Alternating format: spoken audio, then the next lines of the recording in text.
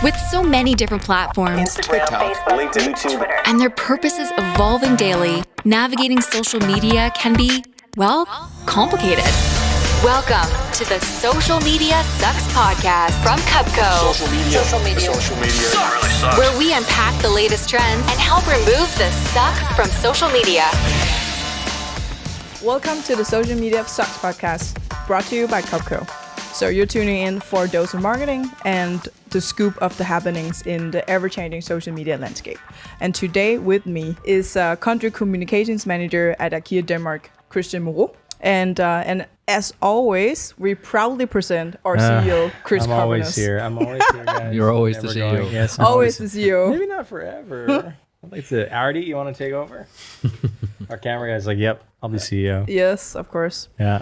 So today we're talking about how purpose-driven brands do their marketing. And I think IKEA would be a great example. So let's elaborate a little more on that. Sounds awesome. Yes. Thanks for being here. Of course. Yeah. Thank you, guys. Let's just begin by a short introduction about who you are and what's your role at IKEA. Sure. So my name is, as you said, Christian Moreau. I'm just turned 36, and I've been the communication manager for IKEA Denmark for 2 years now. And I've been with the IKEA company for a little over 7 years. Okay, So really? I started my journey in IKEA at the the global head office, Yeah. Okay. working more specifically with employer branding, and then gradually moved into, you could say, more corporate communication, like what we call good cause campaigning in IKEA. And then, 2 years ago, I was offered the position of moving to Denmark. I'm from Denmark, but also moving workplace to Denmark. Where Cool. did you work before? I worked in Malmö, okay. where we have Of one course. of our head offices. We're quite a big company, so we have different head Locations. offices for course. different purposes. Cool. Yeah. Okay, cool. Welcome back to Denmark. Thank you. Yeah. Yes. So let's deep dive into a little bit more about your brand purpose. Like, why do you think it's important for brands to have a purpose? To build and have a purpose? Yeah, I think it's a very good question, and I think it's a question that every big brand, as well as I think smaller brands, but every company actually that are interested in building a brand around their company are asking themselves. They ask themselves, what is our reason to be? What is our call to action? And thereby, what type of call to action do I give my customers? So it's a good question, and we ask ourselves that every day. What's kind of made that thinking process and that thought process fairly easy for me, and I think most of my colleagues in IKEA is. IKEA in general is a really values-driven and a vision-driven company, and have been so from the very beginning.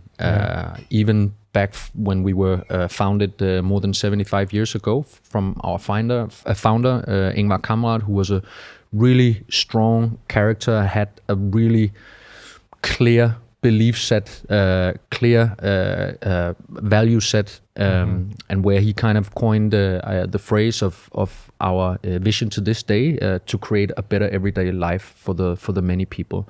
Yeah. That is kind of the vision that carries us through in everything we do, and then it's our job to make that purposeful for the many as well, and make it possible for them to relate to that vision that all of the coworkers believe in. Yeah, it makes sense. I think it's a good vision as well, and I think it's broad enough that you can actually tap into many things. Like you can kind of do it also on the product side, obviously making people's lives better through great products, but you can also do it through, community activities and through just general CSR type of stuff, right? Yes. So it's a nice one, and I think it holds true to the company. It's not like, off center to something else that it's like.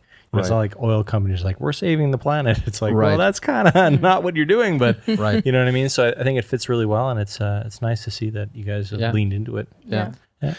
And I think one of the interesting things that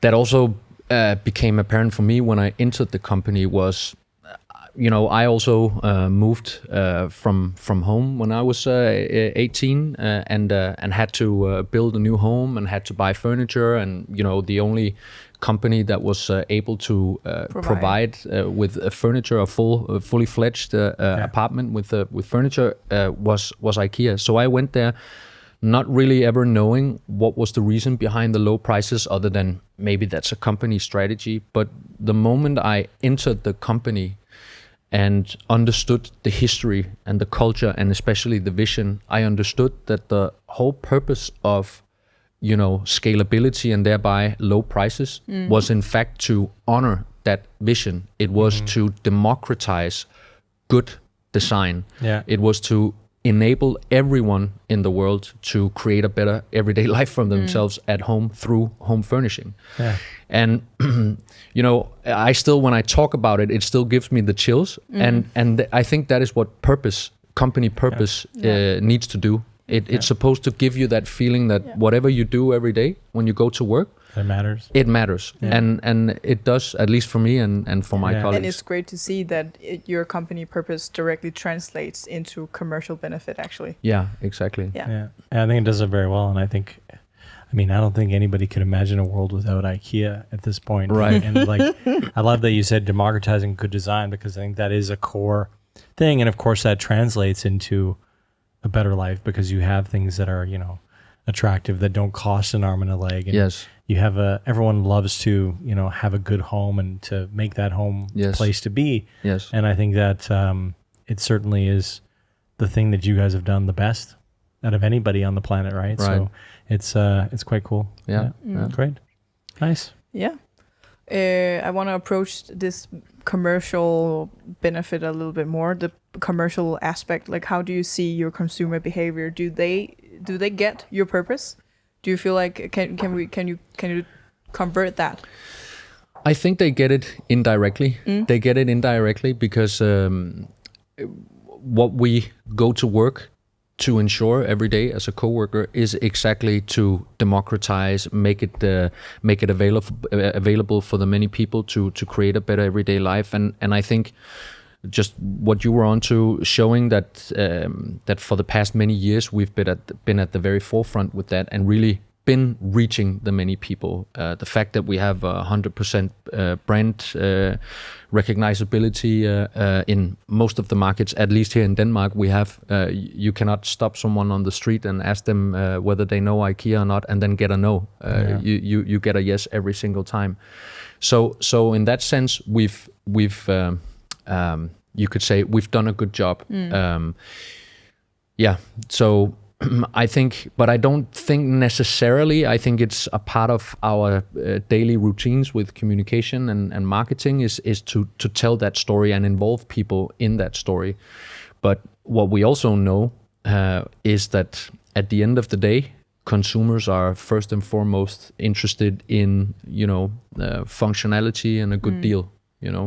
Yeah, exactly. Which is also why this thing about sustainability, which is a absolutely crucial thing. I truly believe that every company means it wholeheartedly, that they want to become more sustainable. Yeah. The challenge is that I think the consumers doesn't always take decisions based on the most sustainable choice. They take their decision based on the most functional and most functional choice and the best deal, which is often comes down to price, right? So we still have a way to go, I would say, as a big retailer, a big company, a big brand with a huge responsibility, a huge influence on the environment, and we're doing our part. We can talk more about that later, but we also need to get that through and start a movement with the customers. And that's why we try and build in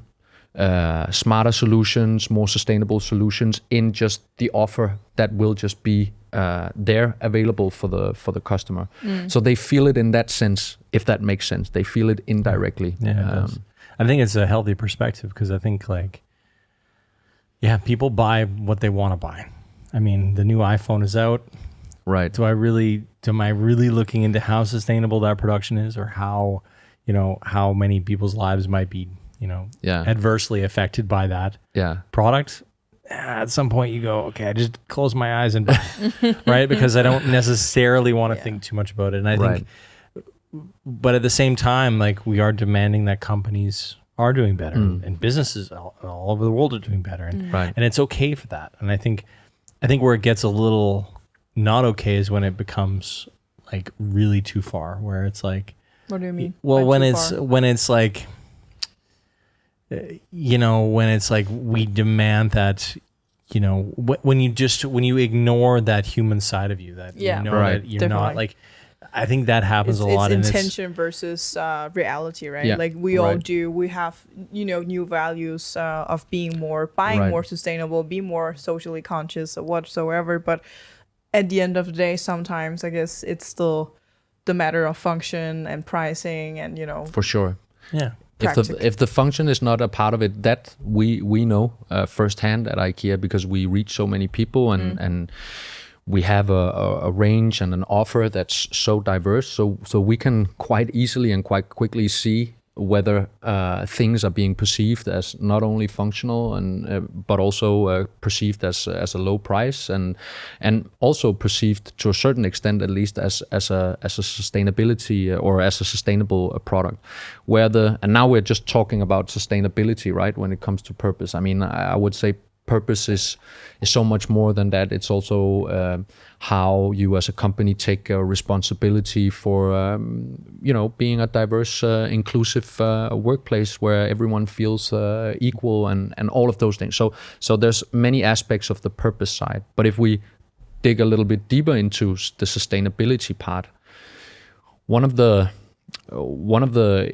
interesting things, and one of the things that often challenges me a little bit in the discourse when you discuss it on a constructive level with different stakeholders, maybe even sometimes consumers, is that the debate quickly turns into this, you can say this, especially in the Western part of the world, where we've been consumers for such a long time at a pretty high level, right? Yeah. But then the opposition or the movement towards that very quickly becomes about consuming less. And where I find that narrative interesting and also a little bit problematic is that I think actually we have the technology, we have the ability, we have the competence to develop a more sustainable future without it having to be at the expense of consumption. Right. The point I'm trying to make here is that in our viewpoint, consumption in itself is not a negative thing. It's the unsustainable consumption that's the negative thing, and that's where companies need to take a bigger responsibility. But when you're talking about consuming less, I actually think that it's unfair to future generations, and I think that it's unfair to parts of the world that are only now growing in income levels and things like that we now start a narrative where those people aren't able to create a better everyday life for themselves by purchasing home furnishing and things like that. So I think there's we're overlaying some value system there that doesn't necessarily contribute to their well-being. Exactly. And it's us, and it's ours, like where we want to be or what we're talking about, right? Like, right. So it's not necessarily applicable in those other countries, right? And I think the consuming less doesn't really, I mean, obviously the part of the sustainability argument also is that all of your products are super functional and can last for a long time. They just have to be, used in that way. And maintained. Maintained. And I think that's also, if the product isn't functional, isn't nice to look at, isn't, somewhat, not timeless, but somewhat like good design, then it doesn't become sustainable, right? So you guys are building sustainability into the product at the same time, right? Which is really cool. And I think that's what consumption should be about anyway. Yeah. So I think I totally agree with you that when the discussion becomes about consuming less or, in that sort of direction, it's like, well, it doesn't really fit. Like, it doesn't fit the world that we live in. Right. Yeah. So I mean, we could all, right now, I know it's a provocative thought, but we could all help the environment. We could just stop breathing. You know, it's and I know it's a provocative way of putting it up, breathing but Fridays. Yeah, a whole lot of breath. But it's meatless Mondays Small and intervals. no breathing Fridays. Okay. let's start with the meatless Mondays. At least we can cope. We can cope with that. Yeah. Oh, Okay, this- interesting. Yeah. Yeah, So of the course. strategic foundations that you're laying, like, does that then make its way into the marketing side? Like, how does it go through to communications? Is that how that works? Or? Well, of course, the way we've divided the things up in IKEA Denmark, we have overlays and we collaborate closely, very closely together. And it's also a bit difficult because, writing the line between commercial communication and corporate communication doesn't really hold water anymore. First of all, the consumers are seeing both sides, and they don't understand that it's one or the other. It's just IKEA communicating. And I would also say many of the initiatives that we're doing today when it comes to communication, for example, connected to our commercial agenda, we are seeing a bigger ask, a bigger need for, you can say, higher purpose incorporated in the communication than just a quick sales offer. So we've seen that a lot from IKEA lately. Right. So we are collaborating very strongly, very closely together. But the way we're organized in IKEA Denmark is we have a department focusing very much on the marketing and then focusing very much on the communication, and then we collaborate. Yeah, makes sense. Are you involved, like, for example, I think I remember it was IKEA Denmark that did the Black Friday DBA collaboration. So you have been involved in that, like trying to make that happen. So I'm involved, and I'm actually also involved, heavily involved in the development of this year's initiative for Black Friday. And I can of course not reveal what we will be doing, but turn the cameras off. But mic's on, or just the sound. But we will be doing something in IKEA Denmark. We've taken a stance on Black Friday and consumption, as we've talked about before, the last couple of years, and we will do something also this year. So and I've been very involved in that together with the marketing manager. We've run a pair, and actually this year it was us in Denmark that developed the global campaign. So what we've developed here will go amazing. out to great. all of the markets. Okay. For those of you who are listening, don't know, do you want to give us just a little preview of what you guys did last year that was quite innovative, actually? Yeah.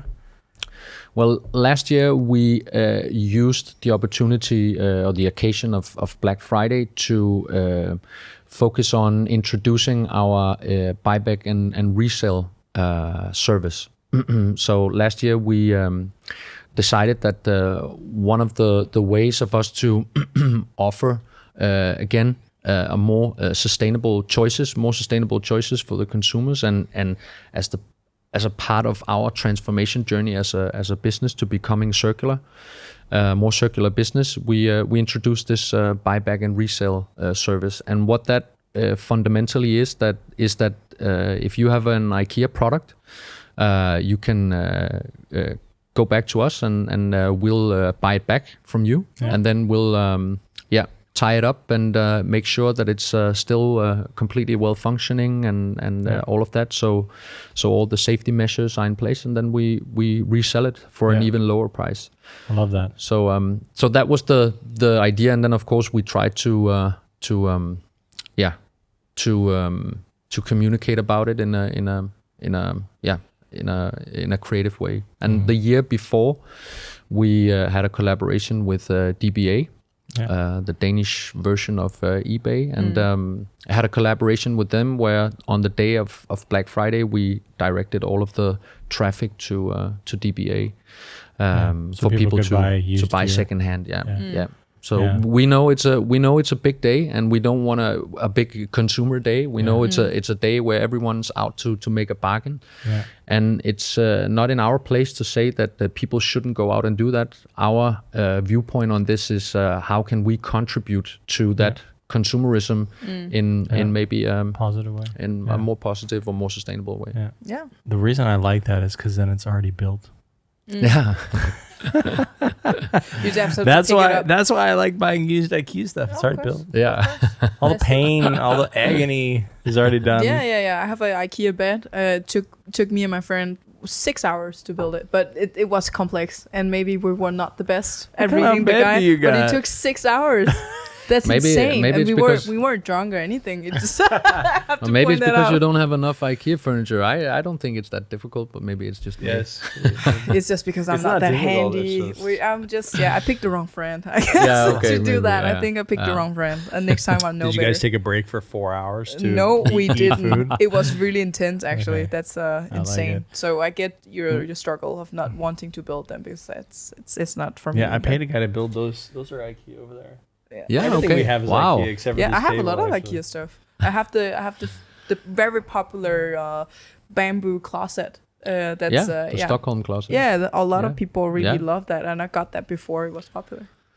Of course. You can sell that for a lot of money at the moment. I hope so. You really? can, yes. You can? Yes. It's very nice. In Yeah, so don't sell it. You keep it. I'm not gonna keep it. It's gonna be vintage someday. That's Right. vintage IKEA. Yeah. I love it. Keep an eye for my profile on DBA. Well, thanks. Yeah, on Black Friday. Yes. Yeah, no good deals from you. Big sale, big Yeah. sale. Yeah. Okay. So just a last question for me, actually. Future perspective. Where do you think? Where do you see IKEA's marketing heading towards in the future? Oh, this is you. Yeah, that's a very good and interesting question. It's a dynamic world. It's a really dynamic world, and if anything, the last 1.5-2 years have shown that it's a crazy dynamic world. Yeah. From our perspective in IKEA, I mean, of course, it wasn't nice for us as a business to at least here in Denmark to close down for actually quite a bit of time when we had the lockdown. But what happened during that lockdown was that the home became more important than ever, and I think that has given us I wouldn't say a new, but a strengthened opportunity to be even more relevant for the many. So I think, and I hope that what you will see from IKEA going forward is relatability. How do you say that? That people can relate to what we show. That we show how the world is at home, or how the homes are. I think it's absolutely essential for us that we are experts of life at home, and we want to, through our marketing, to show how life is, and inspire the many to new, better, more sustainable solutions. So I'm pretty sure you will see that even more inspiration. On that side. Nice. Great. Glad to hear. Very cool. Thank you guys so much. So here we have it. Christian's take on how a purpose-driven brand can do their marketing. So leave your subscription, feedback, thoughts, likes, dislikes, everything with us. Don't dislike it. Don't do it. Or but do I it. mean, but Just like it and then like it. But then you can get a chance to win a $100 gift card for Chris's favorite website in the whole internet, which is Amazon. Is it IKEA.dk? It is. Oh, okay. No, For sure. it's We Amazon. should be It's doing always the same. IKEA.dk. Yeah, maybe We should be doing IKEA. Yeah, next That's what we'll time. do. Next time will be IKEA. But thank you guys for listening, and tune in for the next one where we have Taylor Ryan from Clint Marketing to talk about in-house and outsourcing marketing departments. Great. Thanks, you everyone. Thank for you. listening. See you. Bye. This has been the Social Media Sucks Podcast.